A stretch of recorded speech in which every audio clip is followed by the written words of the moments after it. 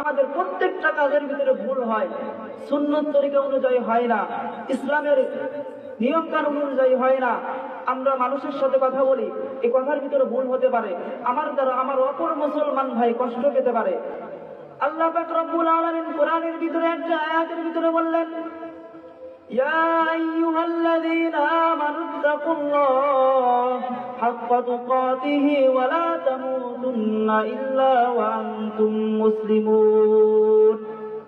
আল্লাহ তাআলা বললেন, হে ঈমানদারগণ, তোমরা আল্লাহকে ভয় করো এবং তোমরা পরিপূর্ণ মুমিন না হয়ে মৃত্যুবরণ করিও না।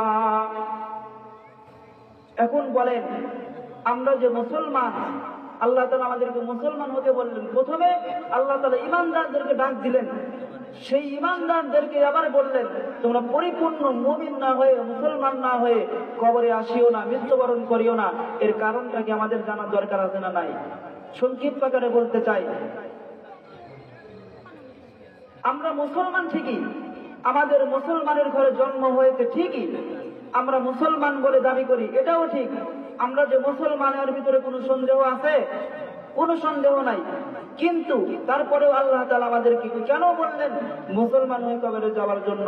কারণ আমরা মুসলমান হিসাবে আমাদের যে সমস্ত কাজ করা দরকার, মুসলমান হিসাবে যে সমস্ত কার্যকলাপ আমাদের ভিতরে থাকা দরকার, যে সমস্ত বৈশিষ্ট্য আমাদের ভিতরে থাকা দরকার, আমাদের ভিতরে সেই বৈশিষ্ট্যগুলো নেই, আমাদের ভিতরে সেই বৈশিষ্ট্যগুলো নাই।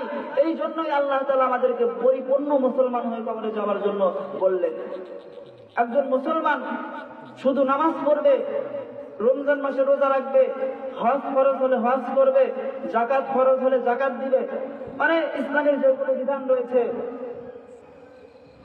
সেইগুলো বিধান মানলেই, মানে ফরজ হুকুমগুলো মানলেই যে সে পরিপূর্ণ মুসলমান, এমনটা নয়।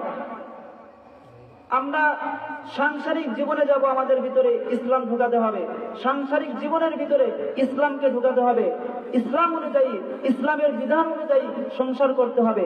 আমরা যদি ব্যবসা বাণিজ্য করতে চাই, সেটার ভিতরে অবশ্যই ইসলামকে ঢুকাতে হবে। ইসলামের নিয়ম কানুন কি আছে, ইসলামের আইন কি, সেই অনুযায়ী আমাদেরকে ব্যবসা বাণিজ্য করতে হবে।